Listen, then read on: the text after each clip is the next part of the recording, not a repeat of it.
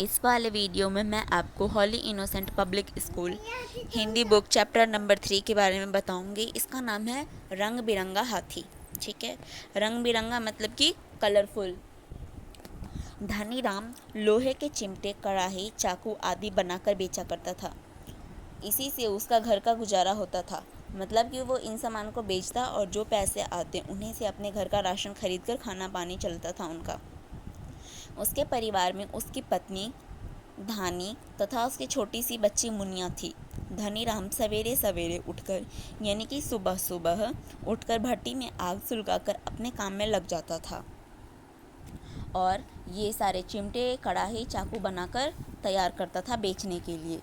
धानी का घर का काम काज खत्म करके कपड़े के टुकड़े से सुंदर सुंदर पशु पक्षियाँ बनाया करती थी। छोटी छोटी मुनिया उन रंग बिरंगे पशुओं को देखकर बहुत खुश हुआ करती थी और उससे खेलना चाहती थी, पर माँ कहती थी, मुनिया तुम्हारे खेलने से ये गंदे हो जाएंगे, फिर इन्हें कोई नहीं खरीदेगा। अगर कोई नहीं खरीदेगा तो रुपए कहाँ से आएंगे? अगर रुपए नहीं मिले तो घर का सामान कहाँ से आएगा? ये सब बातें मुनिया की समझ में नहीं आती थी।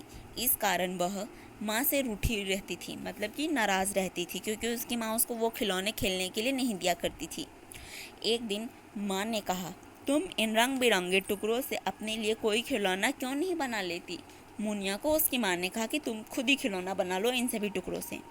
मुनिया ने छोटे छोटे हाथों से खूबसूरत हाथी और चिड़िया बनाई, पर हाथी की सूंड टेढ़ी थी, उसके कान छोटे छोटे थे, टांगे भी पतली थी, पर इन सब के बावजूद मुनिया को वो बहुत पसंद था, क्योंकि उसने वो बनाया था, इसीलिए उसको बहुत ही पसंद आया था। अब वह अपने चिड़िया और हाथी को गोद में उठाकर घूमती रहती और कुछ कुछ बुदबुदाते हुए खेलती रहती, हाथी से बातें करती रहती थी। एक दिन एक महिला धानी से घोड़े हाथी खरीदने आई। उसके साथ एक छोटी सी बच्ची भी आई थी, जिसके हाथ में सुंदर गुड़िया थी। मुनिया ने गुड़िया को देखा और सोचा, काश यह गुड़िया मेरे पास भी होती और यह मुझे मिल जाती। उधर उस छोटी बच्ची को भी मुनिया का बनाया हुआ टेढ़ी सूंड वाला हाथी बहुत पसंद आया।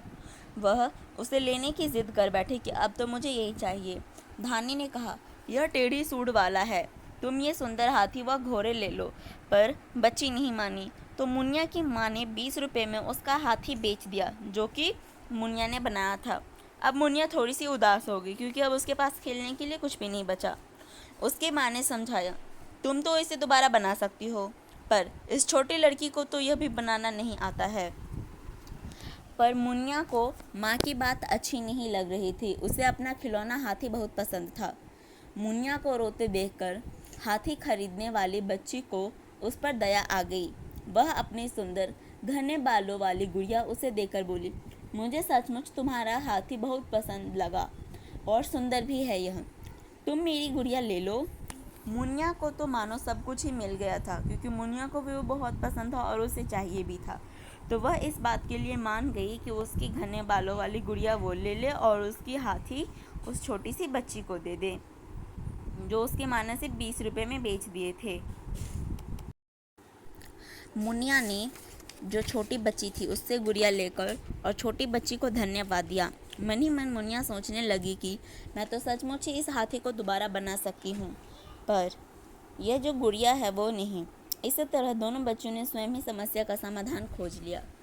इससे हमें यह सीख मिलती है कि हमें हर समस्या का समाधान खुद ही करना चाहिए, क्योंकि हम बहुत ही अच्छे तरीके से सोच सकते हैं और किसी भी परेशानी को ख़त्म कर सकते हैं, बजाय कि हम किसी तीसरे को अपने समस्या में उलझाएं या फिर हम उनसे मदद मांगें। हम अपनी सोच विचार से किसी भी समस्या को ख़त्म कर सकते हैं।